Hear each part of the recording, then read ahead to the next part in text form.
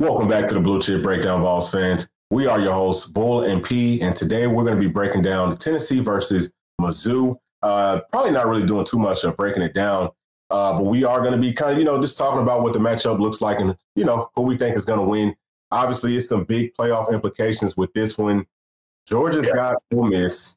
I think Ole Miss is probably going to take care of business in that one. And then that's going to set up for a really big showdown if we can come out and take care of business this weekend. Yeah. I mean, definitely going to be watching that game after ours. But first things first, we gotta take care of business against Mizzou. This Mizzou team has got a lot of confidence coming into this game. Had a pretty close loss to LSU earlier in the year, and went out there and gave Georgia all they wanted. I think they could have won that game in Athens. I think they played well enough to win it. Just a few kind of mistakes here and there that cost them that game. But I mean, I think it's a solid team. I think they are better than they were last year. You look at Brady Cook. He seems to have improved. It seems like every game I watch from Mizzou, they show him doing his little QB training on the beach, talking about changing his arm angle, that whole deal. So whoever he worked with, hey, that guy needs some credit. He's a good trainer, a good QB coach. He's definitely gotten better. He seems like he's in control of that offense, and can make a lot of plays outside the pocket, which I think will probably be the biggest thing for us in terms of stopping their offense. We got to contain him in the pocket. Don't let him run, obviously, and don't let him extend plays and, look for guys down the field because, that's kind of been our Achilles heel, not so much this season, but you look at especially Heupel's early seasons like 2021, Ole Miss, Matt Corral comes to mind. I think we stopped them all game long, had them in a bunch of 3rd and 7, 3rd and 8s, but he was able to escape the pocket and scramble and get a lot of conversions that way. So we've got to be able to contain him and also be able to match up on the back end. All right, so I do want to take a look at what the playoff race is kind of looking like, what it's shaping up to be. Let's go ahead and pull that up right now. All right, so the top 4 is, Ohio State, Georgia, Michigan, and Florida State. Out of that, obviously, one of those Big Ten teams is going to cancel each other out. I mean, they might end up both canceling one another out. It could be a situation where Penn State beats Michigan coming up this weekend, and then Michigan beats Ohio State. I mean, they could maybe keep them out. I think that it's, that league is just kind of dirty right now anyway, you know what I mean? Because, I mean, it's so much, people, they're cheating, we're cheating, everybody's cheating. And so I think, at the end of the day, I mean, they might just try to say, you know what, none of y'all are going to make it to the CFP. Hey, did you hear what the playoff committee said about that? Yeah. Yeah, they said that's not our business. We don't care about that, So they're going to, they don't care. They're going to put them in regardless. Yeah. So, I mean, and you know what? I'm curious as to how that's going to play out, because obviously if that's the case, then like, what's the penalty for us cheating, right? Like, why don't we all just cheat? Like, who cares if we get caught, especially if we've got a good enough team that we're kind of in that playoff picture. I mean, we can cheat the CFP. They don't care about that. Let's just, you know what I'm saying? So, I think that they're going to have to, once it kind of gets closer to that time. I know we've only got three to 4 games left if you count the conference championships, in this season. But I think that somebody will step up and probably speak on that. Like, hey, all these people, are cheating. The only thing is there's no, I guess, concrete proof. If some concrete proof does come out, whoever's cheating should automatically, not be able to make it into the playoffs. That's just how I feel. I don't know. I agree. I mean, that's only fair. Like you said, I mean, heck, they're going to set a precedent with how they play this whole situation. If they get concrete proof and they still letting these guys in, I mean, heck, you're going to see a full regalia. You know what I mean? Everybody's going to be doing it.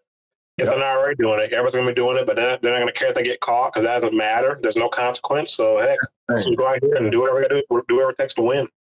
Yeah, I mean, that's the thing, because I do feel like everybody is doing it, and I kind of talked about that once this news first started to, break. And I was like, well, hey, I mean, everybody's doing it. Michigan was just dumb enough to get caught. You see what I'm saying? So it's not like, I didn't feel like they really gave them that much of an edge, but some of the numbers and stuff, maybe it was giving them an edge. But what I say is shame on these coaches, right? Like, how are you not changing up your signs? Like that, to me, that's just lazy. And I completely get it.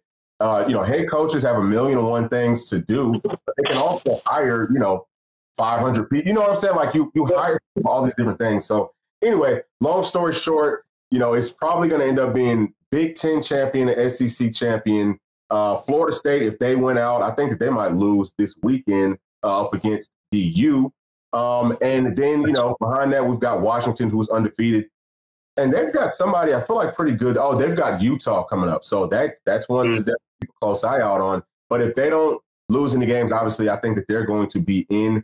I don't think Oregon gets in. You got a one-loss Texas ball club. If they win out, are they in? That's the question. I don't know. I think that the SEC champion is in. So even if Alabama, wins it, I think that they're in. Well, look at this. What if a two-loss Tennessee wins it? Are you putting them? I mean, I know you're putting them, but do you think the committee is putting them above a one-loss Big 12 champion in Texas? I think so, because if you listen to like what they're looking for, right? They talk about, okay, we want to look at who was hurt in these games whenever teams lost, et cetera, et cetera. Everyone knows that Tennessee's better than Florida. That was a bad loss, but it was in the swamp. Okay, it's a place that Georgia just never has to go to. Okay, so we lost to them in the swamp without our best offensive lineman. We had kind of a makeshift offensive line. Ollie Lane had never played center. You know what I'm saying? Well, he had one start playing center. So, I think that they'll look back on that and say, okay, nobody had Florida ranked higher than Tennessee after that loss. And Tennessee had, one of their key players was out. If they played again today at the end of the season, how much would Tennessee win by? Okay, 3 to 4 scores. All right, so that's kind of like a wash. Right. Talk about us going to Tuscaloosa and losing to Bama. We were dominating in that first half, and then we came out and, ended up losing. But I think if we can come back and beat them again in the SEC championship, to me, I feel like they would put us in. Yeah. Now, our dad brings up a great point, though, about that next team, number 9, Ole Miss. If they go out here and beat Georgia like we want them to, okay, and I think they got Mississippi State to end the season. I don't know who they got before then. Now, what about them with one loss? They would have wins over who? I mean, who have they beaten? I think so. Who did they lose to? Was it Alabama? They lost to Bama, yeah. But they would have beaten LSU. They would have beaten A&M. No, so I don't think that they can get in without a conference title. You know what I'm saying? Like, they can't get in. But back to your point, right? And this is kind of what we're talking about here. Okay, biggest thing is that this matchup with Ole Miss versus Georgia.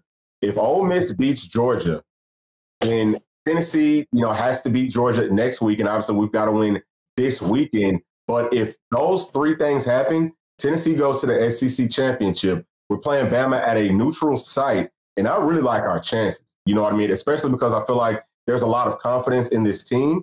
Obviously we've got to kind of look out for those refs for these next 3 games, because it seems like they've been trying to cheat Tennessee. And, I hate to sound like one of those homer types of fans, but that is the truth. I mean, if you look at the numbers, it's kind of obvious. But especially up against Georgia, we really have to watch out for it, especially if Georgia loses to Ole Miss.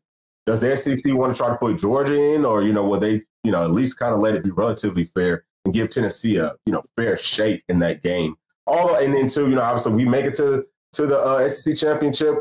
Will we get a fair shake up against Bama? I think that on, fair fields, Tennessee can beat everybody left on their schedule. Biggest thing, man, we've got to be really big Ole Miss fans this weekend. Yeah. Well, here's the thing. I look at the 12 teams ahead of us. They're a team on there that I'm scared of. That, that I don't feel confident in our guys going and seeing. I feel confident this team on their best day can beat any of the other teams on their best day. That's how I feel about the way we've played. I think if Joe Milton's clicking, I think if, the receivers are getting open, and the defense is playing the way they can play, I don't think there's anybody that can stop us. We're able to run the ball, pass the ball, play defense. I don't think anybody can stop us. So it's just a matter of us finding a way to squeak in. And I just feel like it would come so full circle from last season where we just knew we were getting in, go out there and blow it against Carolina. And then this season starts the way it does. We get 2 bad losses kind of early. Mm-hmm. And no one's giving us a chance. Everyone kind of counted us out, and somehow we end up backdooring our way in. And I'm going to tell you this. We're the one team nobody wants to see get in. Nobody wants to see us. I promise you that. Yeah, no, I mean, definitely. And then too, so kind of back to what we was talking about, will they let Tennessee into the playoffs?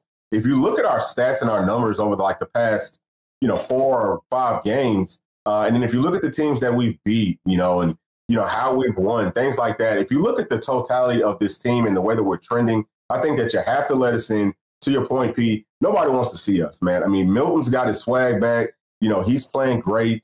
He's running. He's looking to trump people running. Don't nobody want to tackle a big 6'5", 240-pound, grown coming down. You know what I'm saying? He's 24, 25, 26 years old. Don't nobody want to tackle him.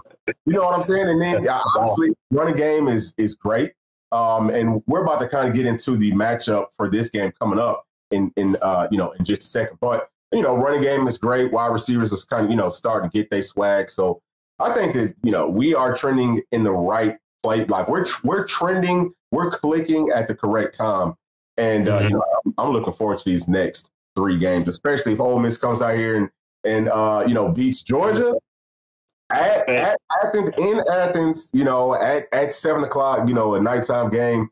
Georgia fans are going to be biting their daggum. They're going to be so nervous, man. Like I'm telling you, if you watch or listen to any national radio, like any national sports talk radio or national sports talk channel, listen to all these Georgia fans. They're going to be calling in, well, if Georgia loses 2 games, can they still make it, to the playoffs? Because, hey, we're back-to-back national champs. Yeah, like, dude, that doesn't matter. And, Herschel Walker played for this team. Like, dude, we're talking about irrelevant stuff. Last thing those guys want is to be sending Carson back to Knoxville with the East on the line. Yeah, that's the last thing they freaking want. None of those guys do it. I mean, like their running game's not great. I'm not, there's nothing that I feel like they do great. They don't have a great run defense. They don't have a great pass rush defense. You know what I'm saying? They just haven't really played anybody, and that's kind of the story of both of these teams. You know what I'm saying? So Georgia, those last weekend, these guys played up against the best 2 teams that they played all season. Really, obviously. If you could maybe throw LSU into that mix, right? But they just haven't played anybody. You know what I'm saying? Like they haven't looked stellar against any real competition. Mm-hmm. Yeah, I agree. Yeah, we can't wait to see those guys. But like you said, man, it starts with this week getting past a pretty salty Missouri team. Team is riding high, has a lot of confidence. We're going to their place. But you can call it a road game if you want to, but this ain't no hostile environment. This is what 40,000, 50,000 tops. Come on, yeah. These guys. Heck, we freaking had a spring game more guys than this. So, I don't think the road elements really be a factor in this game. It's just a matter of us getting into our rhythm, playing our brand of ball, and just going down there and executing. Absolutely. Yeah. So, all right. So let's kind of get into the matchups now, right? So for me, I think that Tennessee is going to have the edge on both fronts. I think that our offense is going to have a lot of success running the football on this team. I think that they ran for like 150 up against Georgia, and I think that they gave up like 130 something. And, again, Georgia's, I think they're ranked like number 5th in the SEC as far as a rushing team. So they don't have the same rushing game that we have. If you look at what we've done to their defense over the past couple of years, we've ran for over 700 something yards on them, for the past 2 seasons. We have a much better running game. And this year we've got 3, 4, 5 great running backs. Offensive line looks really good since Coop has come back. I really like Ollie Lane. I feel like Ollie Lane is really, he's gotten very comfortable playing at left guard. You know what I'm saying? Mm-hmm. And you can tell this from listening to these guys that they feel very confident. So, I think that we're going to be able to manhandle them in that running game. Something else that I pointed out on my breakdown earlier in this week is that Mizzou has not done a good job of defending the read option. Every single team that's running has run it with a lot of success, and none of those quarterbacks or running backs was anything near what Tennessee has. So I think we'll probably do a pretty heavy dose of that in this one. And I feel like Tennessee is going to be able to really control the clock, dominate the entire game, starting off with that running game. Wide receivers are starting to step up too. So I think we'll have some success success throwing the football. No, yeah. I mean, great point. I feel the exact same way. I think the run game is going to really take over in this game. I mean, heck, you talk about the read option. I watched probably the first half of that Kansas State game. I mean, that guy was dicing them up all game long, and I think Kansas State is like a mediocre team. Took those guys down to the wire. I think it took what a freaking SEC record field goal. Yeah, whatever it was to freaking win the game. So, and now here's the deal. Okay, that's early in the season, right? We don't want people looking at the Florida game and judging us off of that. So, that's why I'm kind of hesitant to look at those early games. But yeah, I think the run game will be there. Georgia, a team that hasn't rushed the ball great this season, able to run, kind of have a good amount of success against those guys. They haven't seen an attack like us. They haven't seen an offense that's going to spread them out like we do. And so, we're going to have those run lanes. I was watching a little bit of that game from last season. Probably one of our best weapons in that game was, guess who? Freaking Dylan Sampson. He's a guy that's a year stronger, a year older, a year better, a year faster, a year bigger, a year better. And, he's going to be running all these guys. I think we'll have a lot of success. We'll control the game. I can see this being a game that's, a 35-17 type game, where we kind of, not necessarily milking the clock, but where we're having long, sustained drives, 8, 9, 10 play drives, which is long for us. Those long drives for us, where we're just gashing them. But, at the same time, you look at the film from last season, what these guys do, a whole lot of man coverage. I mean, a whole lot of man coverage, which is kind of rare to see against us. I mean, receivers, hey, it's not quite like it was last year with Jalen Hyatt, Tillman, which Tillman I think was out in this game last year. But, Tillman, Brew McCoy, we don't quite have that. But Worldwide is a matchup nightmare. I think with Mil Keaton, he's not the fastest guy, but he's crafty with his routes. He always seems to be able to get wide open. I think, he'll be able to get open. Chaz Nimrod's a track guy. He's tough to keep up with. Caleb Webb, Dante Thornton's a matchup problem. So I think we'll still have those one-on-one matchups that we want. It's just a matter of us hitting them, and lately Joe's been hitting them too. So, that run game's going to be there, and I think we'll have opportunities downfield. I think the offense looked great coming this Saturday. Yeah. So, and I mean, too, I don't think that you mentioned Dante Thornton, and Dante's coming into his own too. You can tell he's got a lot more confidence, coming into this game. So I fully expect for him to be able to make some plays in this one. I actually think that he might go, he might be somewhere around 95-ish yards, something like that. Because back to your point, they do like to play man. Biggest thing about this defense is that they blitz a lot. I think that they might still be blitzing more than anybody in the entire country. So we've got to do a really good job of, figuring out where that blitz is coming from, picking that up. And, I would say to, Milton, hey, if you feel any pressure, you know what I'm saying? Don't be scared to just keep on daggone running it. I mean, if you have to run it 25 times for us to win, just keep on running it, So hopefully, he's got that in his mind. But also with that blitz, I mean, they're gonna live and die by it. People are gonna be open. So, I think we will have some longer drives, but I also think we're gonna have some pretty quick ones, So, and then something else too. I mean, we are a much bigger team than they are. You know what I'm saying? Like I didn't realize how small they are. They don't have a whole lot of depth either. It's not like it's a really big team. We're still a lot more talented than they are. So I think the offense should have a daggone field day. Well, I mean, here's what people got to realize about Tennessee this season, and it's pretty much what we've always wanted. And I think you posted this in one of your videos this week. What are we? Number one in rush defense, number one in rush offense. Okay, we're winning in the trenches where it matters the most. You look at our O-line this year coming into the season, there's a big question mark. And, I don't know if I'll say we're better than we were last year on O-line, maybe, but I will say this. I think we're more hard-nosed. I think we're a little bit nastier, which I never thought I'd say, losing Jerome Carvin, Darnell Wright, losing those two guys. But it just seems like this O-line, they just, I mean, that's their priority, is to go out there and physically impose their will and to, really just freaking get nasty. And I absolutely love that, man. We're going to go out there, we're going to run the ball over these guys. I think up front on defense, we're going to get after, we're going to move the line of scrimmage like we always do, and we're not going to let them run the ball. So I think they'll be one-dimensional. I think Brady Cook will be their best runner this weekend. And so it just comes down to us containing him. I think he went for over 100 yards last year against us. They still lost the game. So, maybe we kind of let him have his yardage. But I think as long as we can stop the the kind of the traditional handed off run plays. I mean, I think if we can hold them under 100 yards, I think we'll win this game in a major way.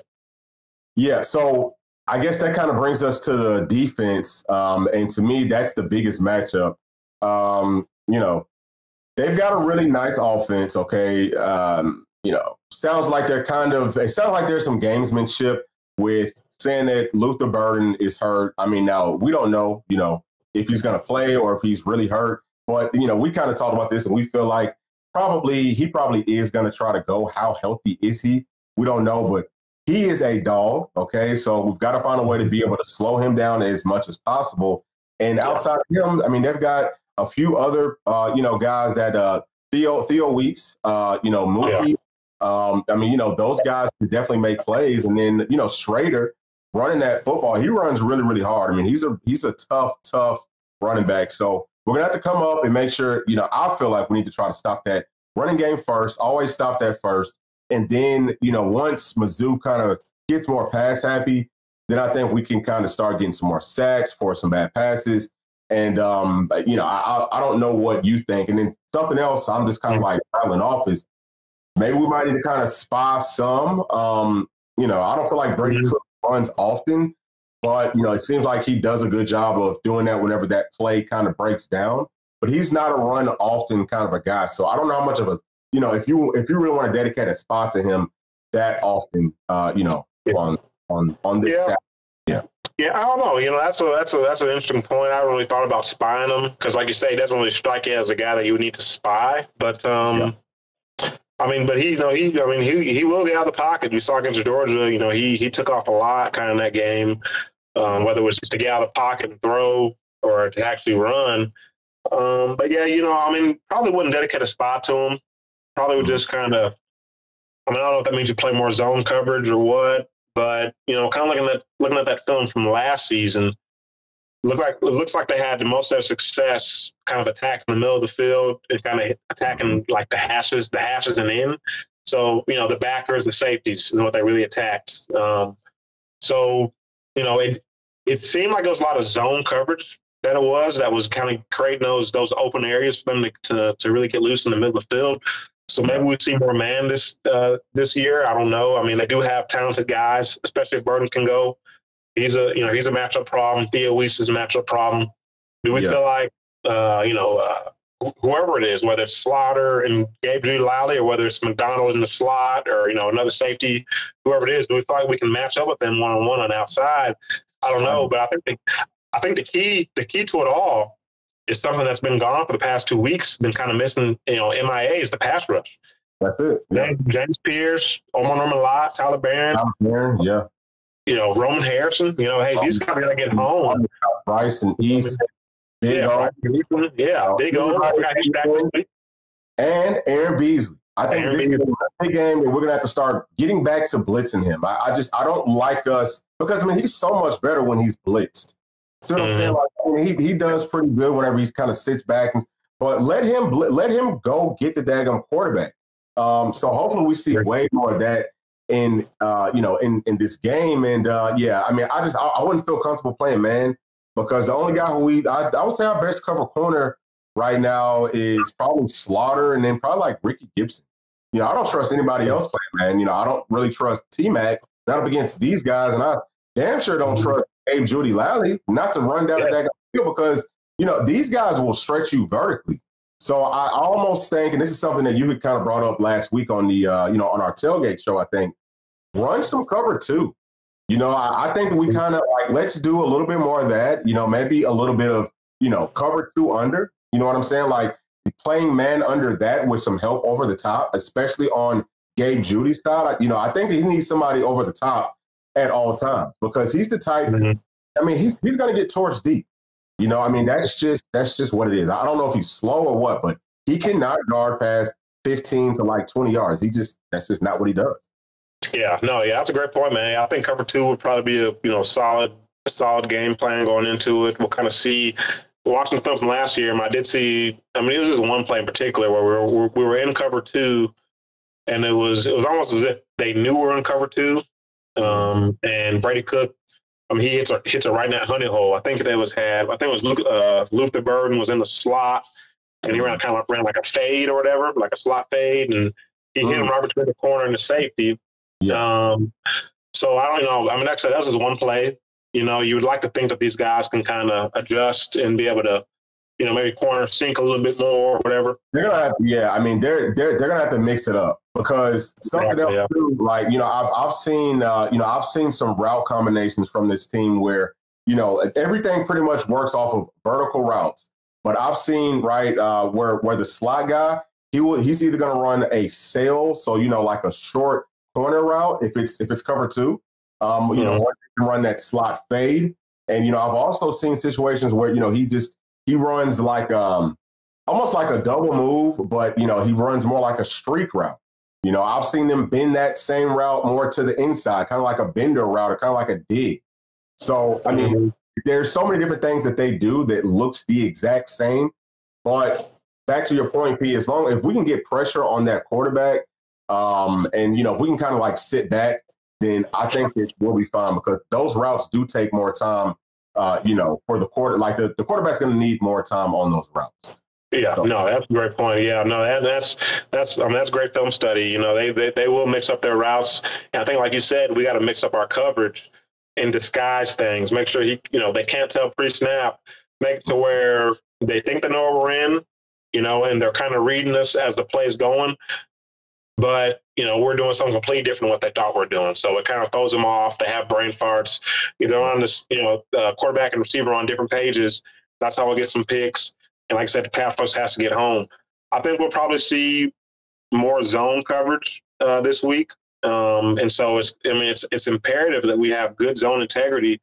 One thing I hate to see in zone coverage, you typically see the linebackers doing it, and kind of like Roman Harris and those type of guys, when they drop into coverage, they tend to do it too, is they'll drop, but they're looking at the quarterback the whole time. Like if you're a backer or wherever you are and you're dropping into coverage, you need to turn and find the receivers, okay? Turn and find, just like Coach Mace said at Buford, you can't be like covering grass. We need bodies on bodies. You got to turn and go find work, like go find the guy and take away where he's going.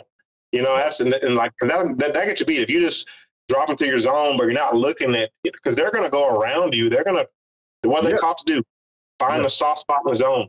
So you've got to actually kind of match it. You know what I mean? So hopefully we can do that this week. But again, it always comes back to that pass rush. Can we get home with 4? Or, you know, can we get home with 5, 4 or 5? So what's going to come down to, I think, this week. Yeah, absolutely. So, and you know, something else, too, that I'll just kind of point out is that their offense is, I mean, I think their offense and their defense is easy to kind of like game plan for what they do because, you know, there's a whole lot of window dressing. Okay. It's something that, like you just talked about, P, that the middle of our defense has struggled with earlier in the season. But it does seem like, you know, guys like Herring have gotten a lot better at, you know, getting their eyes right and not being fooled. But Mizzou's going to do a whole lot of that. Okay. But they really only go to like 3 different guys. Okay. Like you've got your wideouts. They don't go to their tight ends. You know, I think that their tight ends have like 15 catches total on the season for like 100 yards. You know, I'll say this real quick. They went to one of their tight ends, number 80, last week. Yeah, I can remember 3 times they went to him, and he hit him right in the hands. He dropped it all 3 times. So that's probably why they can't catch the daggum ball. Yeah, so I think that kid he's a junior or he's a senior. He's an older guy. Then they've got somebody else who's a freshman. He's 6'7", but he's only like 235. I mean, but they really pretty much bring these guys in again as, you know, like it's like window dressing. They're going to have them moving around in some places to kind of make the defense's eyes get wrong and move to the wrong spot. And then they're going to hit their guy in the opening where somebody just left from. So, I mean, I would almost say like, don't just pretty much disregard tight ends for this game. If they beat us, then, hey, they just beat us. But let's stop who we know that the football is going to. And, you know, mostly going to be going to Luther Burden. But I think that in this game, they're really going to try to run that football. You know, I think that they're going to try that early on. I really do. So we have to make sure we stop straight. We got to come up and everybody's got to be a part of tackling him because he does. Yeah, no, yeah, I agree. I think they are going to try to run it because they had success against Georgia, who I'm sure they're looking at as a team that's better than us. But what they don't know is, hey, we're more physical than those guys, and it's going to be much tougher sledding against our guys than it is against those guys. So, hey, like I said, they're going to try it early. They're going to realize it ain't so sweet over here like I think it is, and they're going to start, doing some trick stuff, jet sweep, fake the jet sweep, QB run, that type of stuff. But I mean, one thing that I know about this team, is especially in the bigger games, and I always think about Aaron Beasley whenever I say this type of stuff, is I just feel like their film study is just at such a higher level, and they're going to be playing so fast. They're going to be so on top of what they want to do. It's going to be up to Drinkowitz to be able to kind of play with that a little bit and set some things up, do some things that he's shown, but then have a play off of it. Right. And really catch that position, because we're going to be playing fast and downhill, because we're going to have film study. We're going to know the keys to read. We're going to be all over it. I expect defense to play very well. We just got to be disciplined and, not get beat on some trick stuff, because he loves to try to trick you out. Yeah. I mean, and that's pretty much it. I mean, there's not a whole lot to what they do. It looks like there is, but it's really, I mean, I'm trying to see if I can try to quantify where it makes sense. But I would say it's really only like maybe 10 to 15 different plays, out of like a bunch of different movements and motions and stuff. That's really it. And whenever they run, they like to run that stretch play. I feel like our linebackers are going to have a field day. Our line's going to have a field day with that. We just match up well with them. We do. And yeah, go ahead.